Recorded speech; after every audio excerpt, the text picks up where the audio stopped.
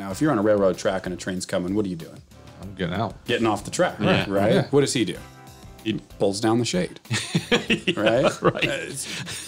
This is Las Vegas Real Estate Now with local real estate expert Harvey Blankfeld. Liam, you made a note here on our reference sheet a little bit about taxes. So I'm going to know, explain to me how insurance relates to taxes. Let's talk a little bit about that, because we all want to save on taxes. Yeah, and I'll say the way that they relate is in the final statement. Right? Okay. So you kind of got to peel back the onion and say, okay, where does this conversation actually start?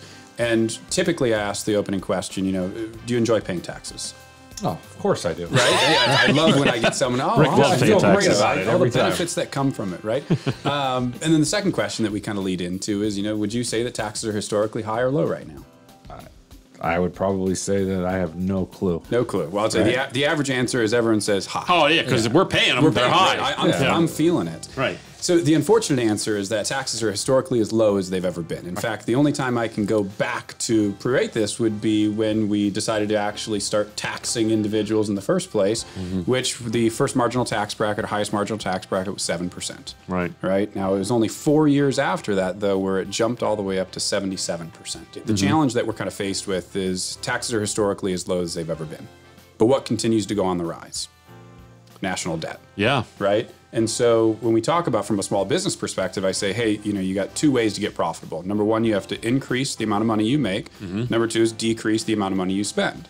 And what have we historically done? We've decreased the amount of money that we make by lowering taxes, and we increase the amount of money that we spend. Indeed. Oh, it sounds like the federal government. That's exactly what he's we're talking looking about. at, right? Yeah. And so we do. We're kind of whittling our way towards this meeting point to where what is our option? So we're at that point in time where the majority of our population is going to be retiring. Right. You start retiring, what do? You spend less. Yeah. So now we have less money flowing through the economy, but we have more individuals that need to pull money out of the economy. And so our only way around this is to increase taxes. Yep. Every economist comes through and says we have to increase taxes. Yep. Some say Yep. we have to double down. Yeah.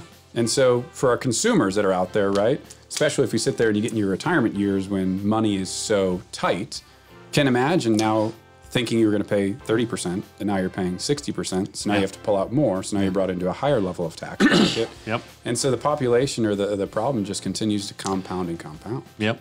Yeah. Interesting.